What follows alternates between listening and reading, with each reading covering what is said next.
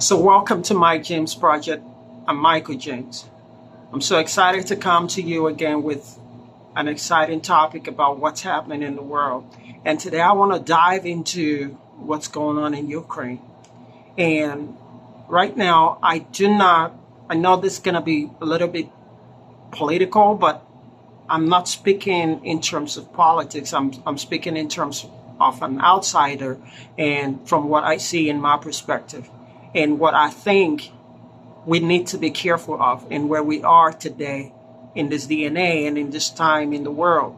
I think the war in Ukraine should be stopped, irrespective of what side you are on or you're standing, whether you're on the west or you're on the north or you're on the south, wherever anybody is in this world today, whether you're African, American, European, or Ukrainians, or whether you're Russians.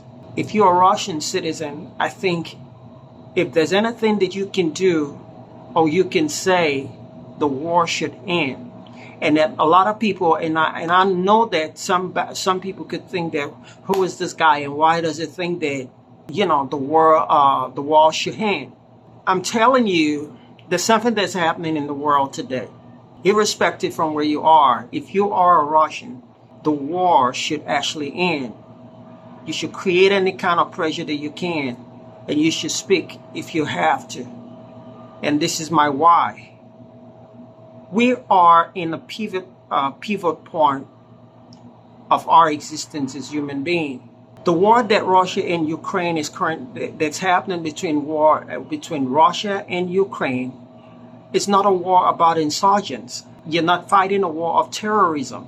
Okay, this is an actual war between Russia and a sovereign nation, which is Ukraine. And it's not a war against terror. Let's look backward. When America had to fight the war on terror, and they had to go to the Middle East, and I mean blanket the whole of Middle East. I remember George W. Bush. They actually even set the what's it called? The oil field on fire. Saddam Hussein was running for his life. It was a mess. And back then it was like a war of revenge, and it was necessary that needed to happen. There was a clear insurgence, even though it was also, Iraq was a sovereign nation. But what they were doing was totally against the standard of how the West will see things and how terrorism, the rise of terrorism. It was clear terrorism. It's two different things when you're fighting a terrorist group and when you're fighting a nation. So the point I'm trying to make is this. Irrespective of where you stand, if the war in Ukraine does not end, it's heading to a disaster not only for Ukraine but the whole of Europe, and it's going to spiral to every part of the world. And that was what happened in Iraq. It was a war that America wanted to get in, and they thought that we would get in and we would get out between a certain window of time. But it became a war that became politically debated, and it became a chaotic process that they went in, but they can no longer go out. That they spend a lot of money and investment, and what tanked American economy was the start of the war. The debt that currently ballooned in the history of America right now did not start today. They could point back to, it was this president, it was that president, it was that president. No, it started because of the war, financing of the war. When George W. Bush left office, Obama came. When he came into office, he needed to raise deficit because the economy has tanked. It needed to raise deficit so that he could bail back the system and put back people to work and be able to build the economy. Barack left and Trump came in, inherited what happened in Barack and what Barack did not accomplish. And it was, what Barack did was to try to put an end to the war in Iraq, to try to bring the troop back, even though they try to put an end to the war, but automatically things were not actually over. So Trump has to now raise deficit as well to be able to cover excessive of the damage that was still left in Obama administration. And Trump left. Before Trump left, another problem arose in the world, which was a pandemic. So one problem in the past was not actually fully fixed. And another problem came, which was the pandemic, which from one recovery to another recovery and to another problem. So things keep spiraling out of control that eventually ballooned the debt till today. That even though they try to cut deficit, because when you look at what has been invested in the military because of the constant war that was fought in the Middle East, it becomes difficult to cut back on those expenses. This will happen to Russia. Russia is not just fighting a small enemy or fighting a country like Ukraine that thought it's small. No.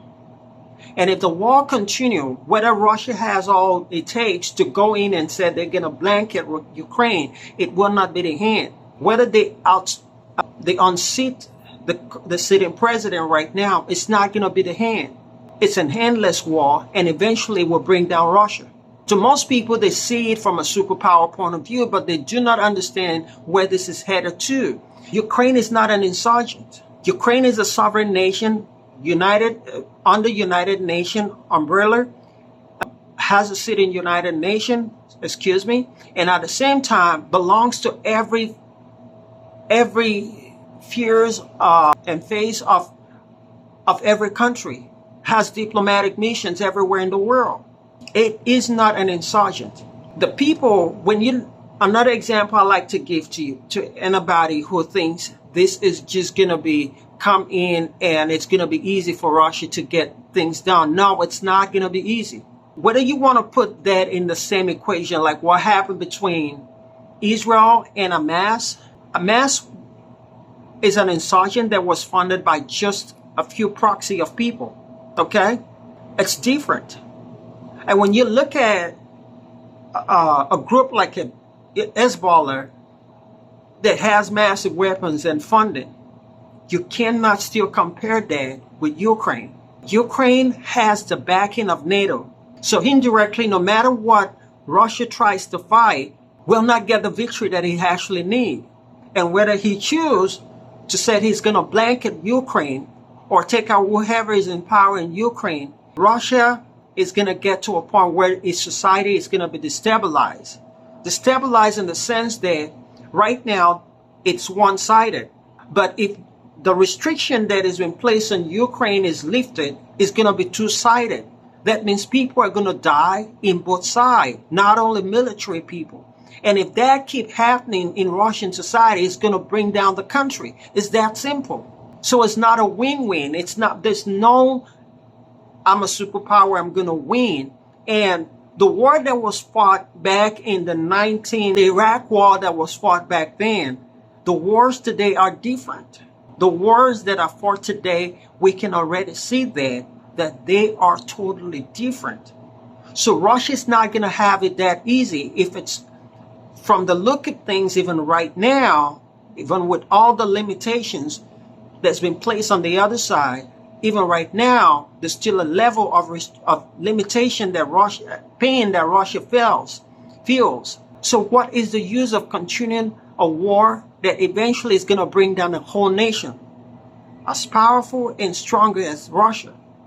And it's going to bring the people down and destroy the economy. Russia isn't fighting insurgents. Russia is fighting a well-equipped army and backing from military financial allies. It's different from Hamas. It's different from Hezbollah. It's different from even the Iraq war. It's not going to go down well for Russia. That is what I can see. And it has to stop. There's nothing there to fight for. There's nothing to protect. And when I look back at history and not going so much into the Soviet Union or whatever happened, that was the past.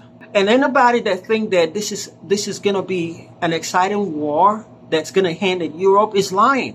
Whatever, look at what happened. Everything that happened when the pandemic came, I was in Asia. And I thought, okay, It's something that is not going to bother anybody. So that means what happened in China, we're hearing it over China. It's never going to come close to. It took few months. We were all involved in the same thing that happened somewhere in some part of the world. The same thing is going to happen with this case of Russia and Ukraine. It's going to spiral out of control. And we are in a crossroad of humanity. We are in a crossroad of humanity. There's a transition of something that's going on, and there's something that today the world, everybody, we talked about growth and economy a few years ago, a decade ago. Everything was about growth, economy, integration. Today we're talking about war, military investments, the highest that has ever been done before. Today we talk about decoupling. We talk about every country today in the world after the pandemic are decoupling one way or the other.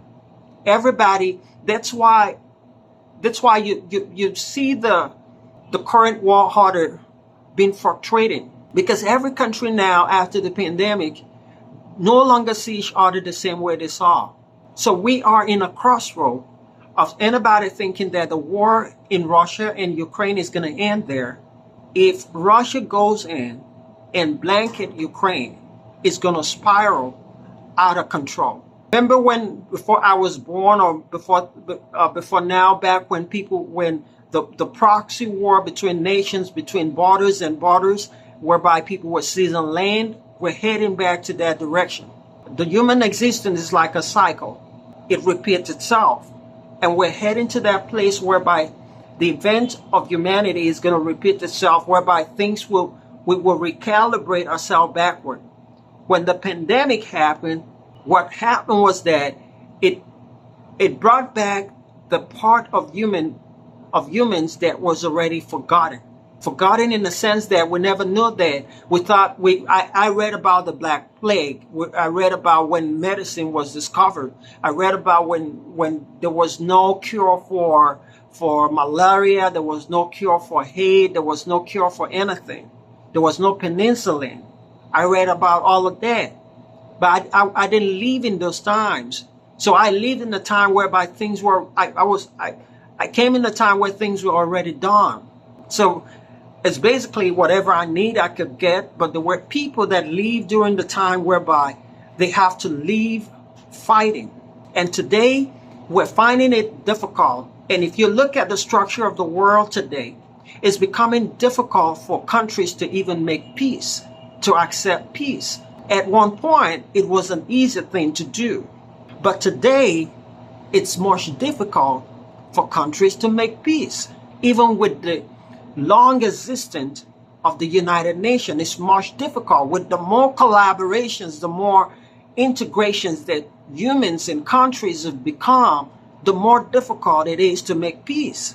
You look at the Middle East. As much as everybody sits and negotiate, but the war between Israel and Hamas still does not come to an end. Why is that? Why is it that the more we're integrated as humans, the more it becomes even difficult to solve problems?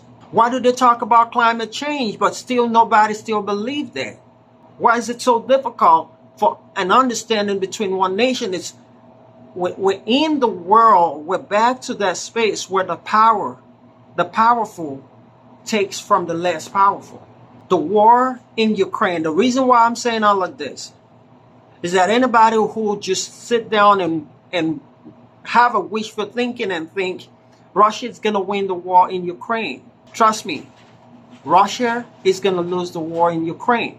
When I mean lost, the same thing that happened when America went into Afghanistan and can't get out will happen to Russia.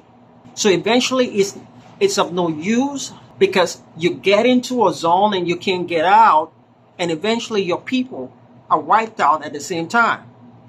What was better between the American getting into Afghanistan was that America is in a different continent. Afghanistan was in a different continent. Now imagine if Afghanistan was at the same borders like America. like Canada and America on the same continent, people in America would have died, aside from the soldiers. The bomb would have flown between both sides. It wouldn't have been just one way. Russia is not in a position right now that it should continue fighting. Whatever they can take, whatever negotiations they can make, they should make and get out and let the war just end, because it's gonna spiral. We're in a tipping point in history, and they know it very well. And a country like Russia, with its power, with its people, with what they have, doesn't really need this. I'll see you in my next video. If this video makes sense for you, please go ahead and give it a thumbs up and subscribe to my channel. I'll see you in my next video. Thank you.